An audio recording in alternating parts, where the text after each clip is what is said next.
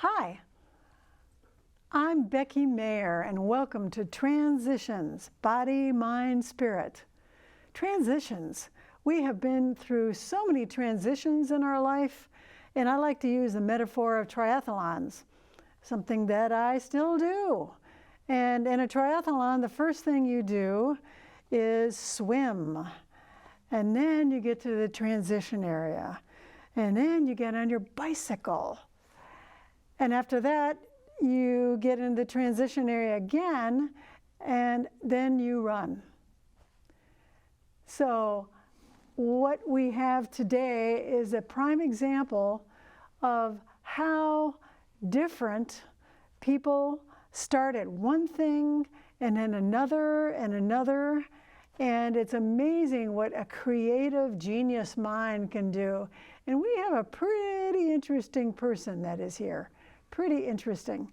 And in fact, we have his books, we have his CDs, and it's Tim Schumacher. Tim, welcome to the show. Nice to be here, thank you. Yes. So just to give our audience a little idea of all your accomplishments, and we're going to do 2 shows. The second show actually will be him performing, and this show is talking about from A to Z, when he was born and where we are right now.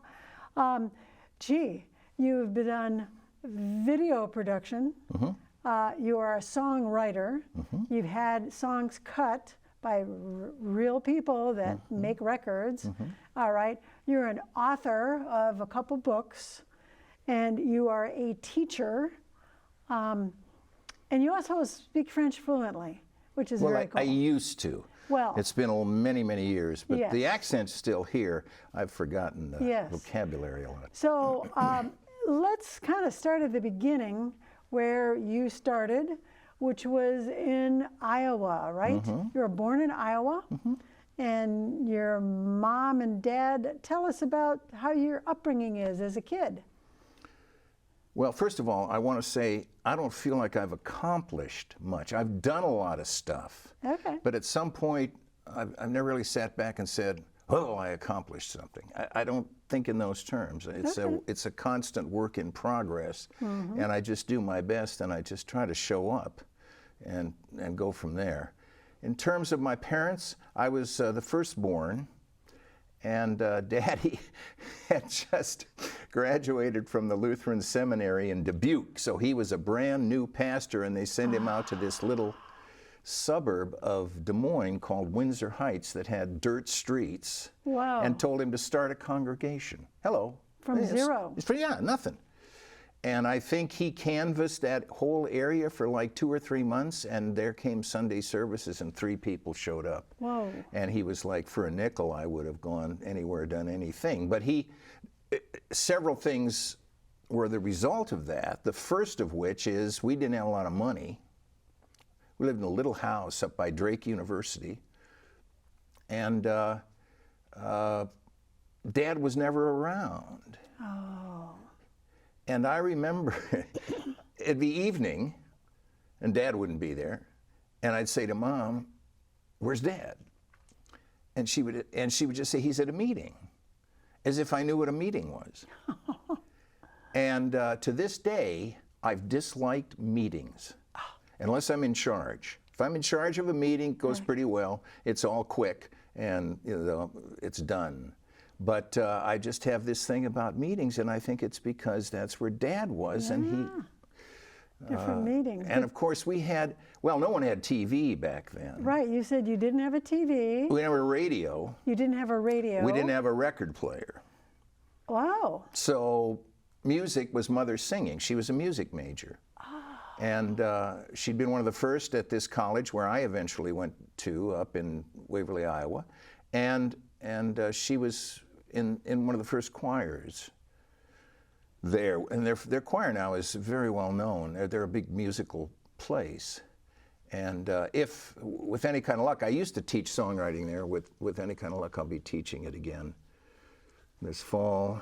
Okay. I really love that, working with college students. But your beginning musical influence was your mother. Mother, yeah. Yeah. Yeah. And in church too? She sang in Oh, church? well, she took care of me in church. She had been the pianist, you know, Yeah.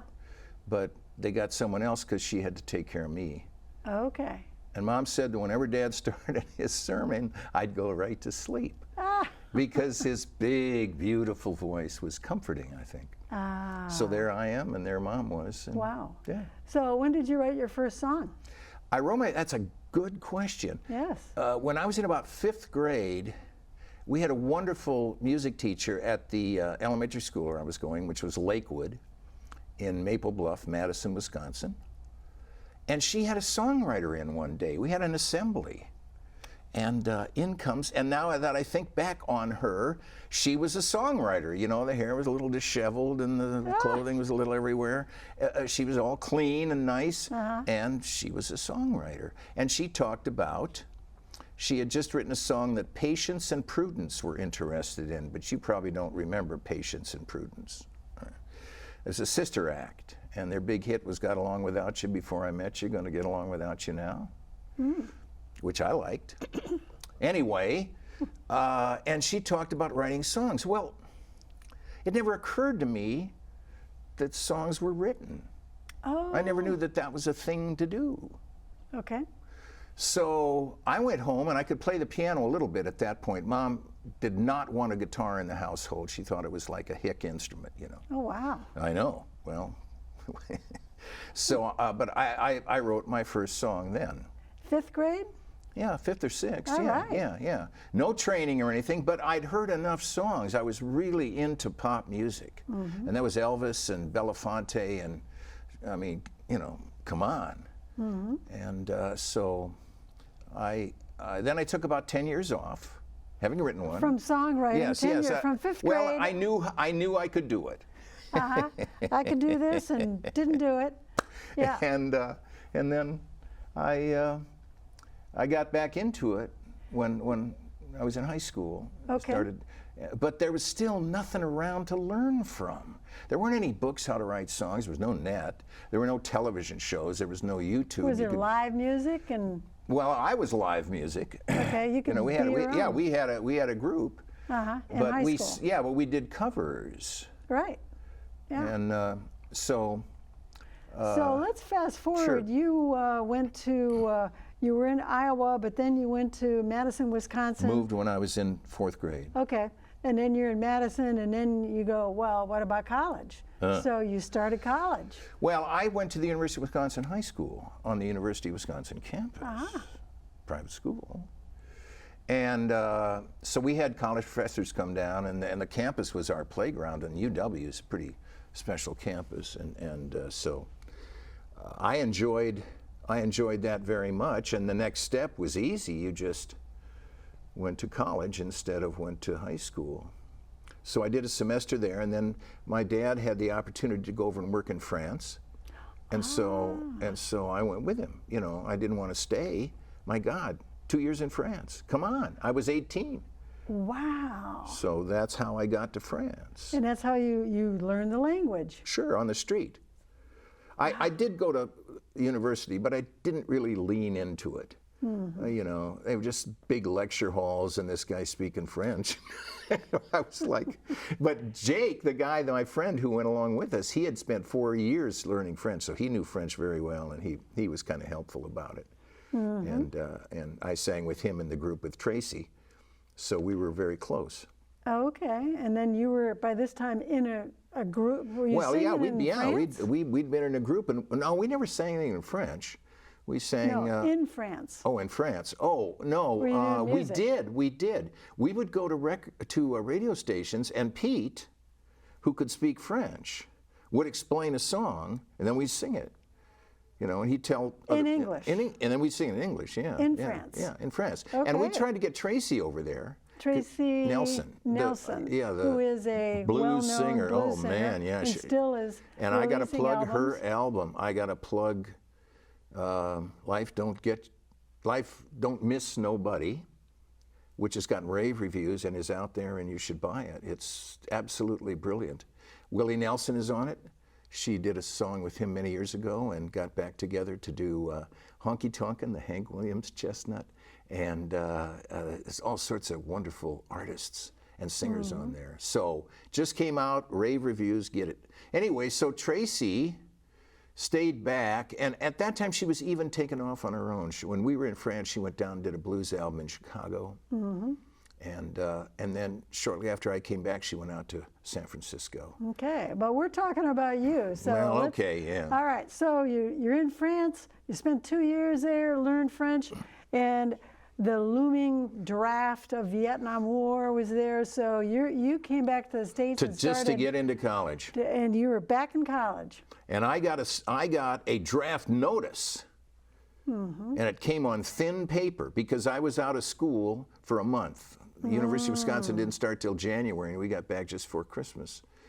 And I thought I was drafted, and I just about fell over. And then I noticed there was a second page, and it was a 1SC deferment that countered and said, "Okay, forget the draft. You're okay. You're in All school." right. Yeah, but I stayed in school. So you're because back in Iowa? I'm back. No, I'm in doing- Wisconsin. I'm back You're in Wisconsin. Wisconsin. Yeah, in Okay. Madison. And so I went to the University of Wisconsin for that winter semester. Okay. And then I just wanted to just get someplace quiet. I'd been busy for a long time, so I went to the little college in Iowa where my parents had met. And it was called what? Wartburg. Wartburg. Still So is. you graduated from college, and then because you didn't want to get drafted, you had to be a teacher. That I discovered that teaching was a draft deferment. A draft deferment that- of teaching. That's the sort of commitment I went into the teaching field with. Wow, I don't want to go to Vietnam. I'll be a teacher. Stay there till you're 26, and then you'll be okay. But you have been a teacher off and on all your life. So Well, I that found beginning out part, 2 things. I found out I loved it, yes. and then the kids didn't mind me. They kind of, they were kind of, They kind of liked you. yeah. Yeah. They were appreciative. So I remembered that, and I said to myself, well, I got to go out and do stuff. But when I get older, and I know something, because they kept asking me questions about life, and I had no answers. But when I get older, maybe I'll have those answers, and I'll come back, and I'll try to share what I have with the younger generation. And that's exactly what happened. Okay. So you did the teaching thing, and then where did this music thing come in your life? I Well, mean, the for music real. started for real when I was about 14 or 15, got my first guitar. Okay. In spite of your mother saying she didn't like guitars.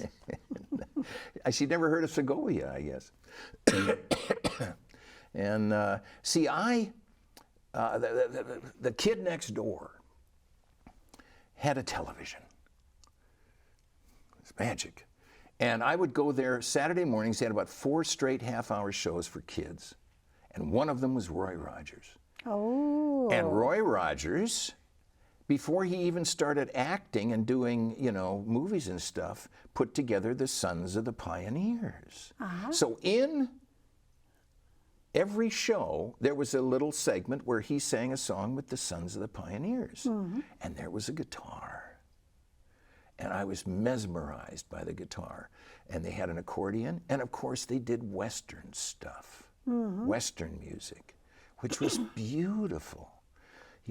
Tumble and Tumbleweed and Cool Water and on and on and on. And so I was just transfixed. So now I wanted a guitar. Okay. But Mother immediately shoveled me into piano lessons, Okay. which I never did like. So there I am playing piano lessons. And one Christmas, I went out and sold Christmas cards. I did that as a kid, You know too. what? Yes. And then you get done and you sell so many cards, and there's this catalog. Yes. And And you could pick your gift. And one of the gifts was a ukulele with a magic Arthur Godfrey ukulele player. Wow. Which was this plastic thing. You hit a button, it played a chord kind of thing. But I wanted a guitar, so I got a guitar. And this thing comes, and it's, oh man, I mean, it's cheap. It's like cardboard. It's acoustic. It had a book that told me how to play it. Mother would not help me get it in tune. She would not tune it up for She me. didn't want you to have that thing. No. Yeah. No. All And that right. was, okay. So Okay, so here we are. You're teaching, and teaching is, you transition to more music, right? Well, when I turned 26, I went west to get in the music business. Okay. Because you got to leave Iowa to get in the music business, because there's nothing anywhere in the music business. And I did not meet a songwriter till I got to Denver. Okay, and that Denver is where things changed your life. Yeah. And didn't you start the jingle business? Well, I didn't start it. I was hired by this guy to put some tracks together. We're going to do a few commercials and we'll get some money and do your album kind of thing. You know, well, 2 or 3 years later, I'm sitting in the biggest jingle mill in the Rocky Mountain West. Oh, and you were part of this big I was jingle. the production director. I was in charge of 4 producers. Well, you'd never done it before, right? Well, you just learn as you go. But you were smart. You learned how to do it. Yeah. And you were in Denver for how long? 10 years. 10 years. Yeah. And life got in the way of everything. Life got in the way. I think there was a relationship that ended. Oh, dear. And that kind of a heartbreak. And so you went, I could either go to Nashville or I could go to LA. And the ex is in Nashville, so I'm going to LA, right? That's absolutely correct. Yeah. So yeah, the town, this place at that time was not big enough for the both of us. Got it. That's the way I felt about it. Right. You know, and I just didn't want to be anywhere near her. Mm-hmm. And so you ended up. And she was very successful here. She was an A session string player, probably still is. Right. And you know, and she helped found the chamber orchestra. You know, so it's like, oh God, I'm going to go and fall on my face, and you know, so out I go to Los Angeles for no reason other than you were just there. And tell us what happened. I think it's pretty amazing. It is. I ran into, my father said, hey, Bill Ham is out there. Go see Bill Ham. Bill Ham just passed away. And I miss him so much. And he was the vice president of an institution in Thousand Oaks called California Lutheran University. California Lutheran University. Okay. All right. So he said, hey, call Bill up. He's out at California Lutheran University. And I was desperate. I had no money. And I had no job. You know, all of the things I thought I was going to do didn't work. So I sit down for lunch with Bill. And he asked me what I'm doing. Well, after the divorce, I'd gotten out of the music business in Denver and got a job, miraculously, with this visual production group called Photosynthesis, and they did slideshows, but like 36 projector slideshows, big ones, because at that time, video was fuzzy. And even if you shot on film, you would transfer it to video and it would get fuzzy, and the slides were crystal clear and they were great for conventions, stuff like that. So I was writing scripts for them and providing music, original music for them. And then I learned how to make film and video. You know, I learned that skill. From zero to learning how to do it. There were 36 people working there. They were all kids.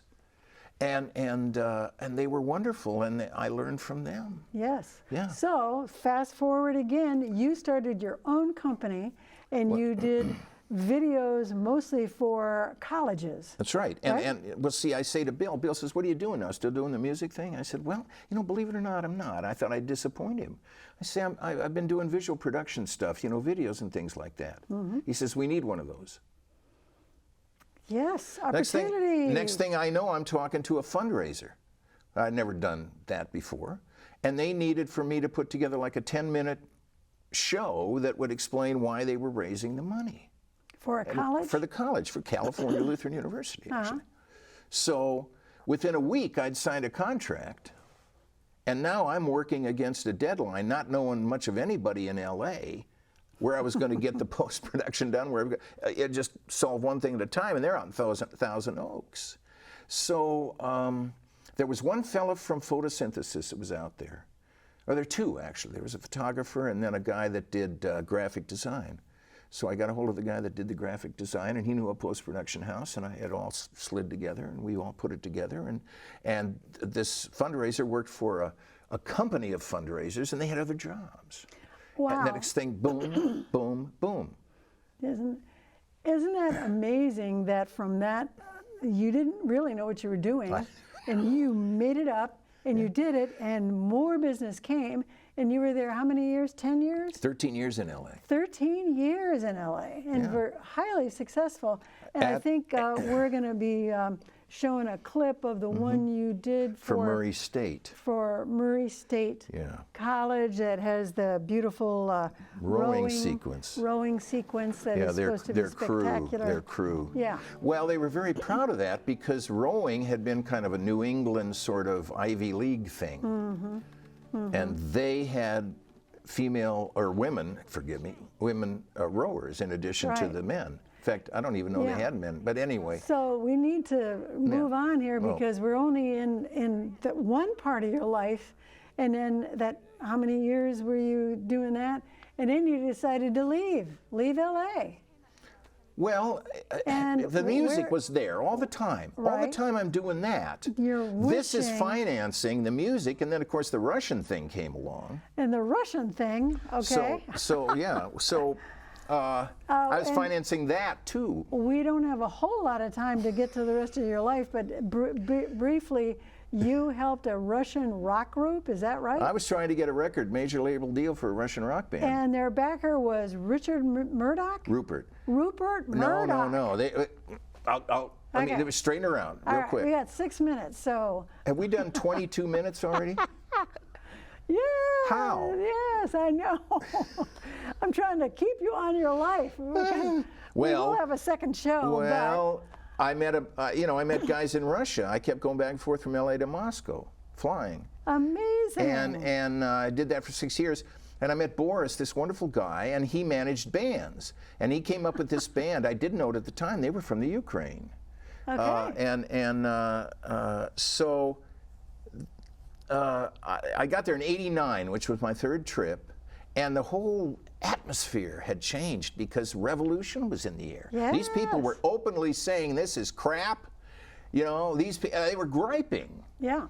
So that night I suffered from jet lag, and of course it's 11 hours difference between LA and Moscow. So I was up in the middle of the night and I wrote the Communist Blues. Okay. And which is on the cut that they did is on the Kissin' My Career Goodbye album. Anyway. Okay. So we got that band, and now we're trying to get him a record deal, and Boris is floating about, and he has connections and contacts, and the next thing we know, all we knew about him was that he was an Australian financier. Okay, and there was Rupert Murdoch.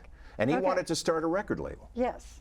And and then we were in Nashville doing the last demo, and Norbert Putnam was producing it. Yeah, big name. And then the wall came down. Right. And the Cold War ended. And so it wasn't a big deal? So A, it wasn't a big deal. B, a recession immediately followed because all the major nations in the world stopped buying weapons. Okay. All and right. Murdoch was about to go belly up, so he scurried back to television, which is where his expertise was, and Fox News resulted. Fox News resulted. So after the Russian thing, tell us, you're still writing songs. You're now teaching here and there. No. Well, I taught 1 year in Watts when I really needed money out there when I first got there. You taught in LA and Watts? For the LA Unified. Okay, because Watts, teaching was another go-to thing. Well, that was just a lifesaver. And after LA, did you go straight back to Nashville? I had never been to Nashville. Okay. I went straight to Nashville at age 50. At age 50, it's like talk about a transition. And the thing the thing is this: I'm listening to the music, and in Los Angeles, I can't find any music I like. No place I want to go and say, hey, But the music from Nashville was so good. The songwriting was so good. And I said, I got to go learn how these people do that. So you came to Nashville, you wrote songs, and were you still doing video production? Yeah, well, I didn't want to. I had a pretty nice nest egg. Yeah. And especially when the Russian thing fell through, that was like what do you call those houses that cost a lot of money, a money pit or something? Yeah. Russia was a money pit, so I didn't have to worry about that, so I could save up. But, I couldn't get a publishing deal because they weren't doing that anymore. That was starting to transition. Right. So now I need money again. So, And my clients are calling me, and I'm going, sure. so you're doing video production. I'm back doing video. Okay, in Nashville, and Nashville was 13 years, I believe? 12. 12 years? 13 LA, 12 Okay. Nashville. In the meantime, and you're doing teaching and Well, yeah, well, You went to when Maplewood I High School? finally just got tired of everything, right. I remembered what I told myself. I thought, well, maybe it's time to start teaching again. Okay. So, because I was just scrounging for money, and you know, your rent is a powerful motivator. I think it's a really good thing. It is. I feel sorry for people that don't have to pay rent. But in Okay. any event, so We'll never get to the Metro to this Nashville. part of We're your there. We're life. there. Metro Nashville needed teachers, so there I was at Maplewood for 4 years, Okay, Maplewood in Nashville, Tennessee. and then Overton for 1. And the teaching is something that you enjoy, and the kids really love you. And you did 13 years of that, and then something called you to leave Nashville. Well, I had 12 years in Nashville, Okay, and I did the last 5 teaching. yes. But by that time, I knew I was gone. So, I knew this. I was tired of Omaha it. calling. I was Iowa. Iowa. It's okay. It's okay. You know, it's okay. It's a vowel thing. We don't care. Okay, so, Well, anyway. and you're writing songs still Oh, in sure. Iowa. Well, and yeah. teaching in Iowa. It's an addiction. And you you're still in Iowa. Yeah. And in the meantime, you and we have to wrap this up. You wrote songs. You have a couple albums. Yeah. You wrote a couple books. Right. And you're substitute teaching now. Right. No one will Okay. hire me because I'm too old. Well, that Thank you very much, American education. but you have this backlog of an amazing creativity. And I on don't know our about next amazing. It's just survival. Our It's next- survival. Our next show will be feeling the fruits of your labors. You're amazing. Such as they are. Your songs stand alone, and they're wonderful creativity.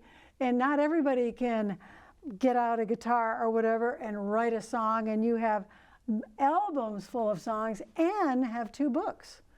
Yes. Yeah. And are still continuing your visit here to Nashville just this week. You were working on 2 songs with 2 fairly accomplished people Oh that gosh, are yeah, one sure. with Luke Bryan. I've been blessed. I've been Yes. blessed with. Well, I'm not working with Luke, but I've been blessed to have wonderful people show up to play and sing Yes. and help me. You know. Yes. So yeah. Well, and this is, as I say, we'll have a second show. This is just a small example of one of his albums. There's 3 albums, right? Right. And I want to say thank you. Thank you, Tim. Thank you for a wonderful show. Stay tuned, and Transitions, Body, Mind, Spirit. Thanks. Thank you. Woo-hoo! That was fun. Yeah. Sorry. I mean, sorry. It felt like a minute, right? It did. It did. It's like, what? Shot by. What?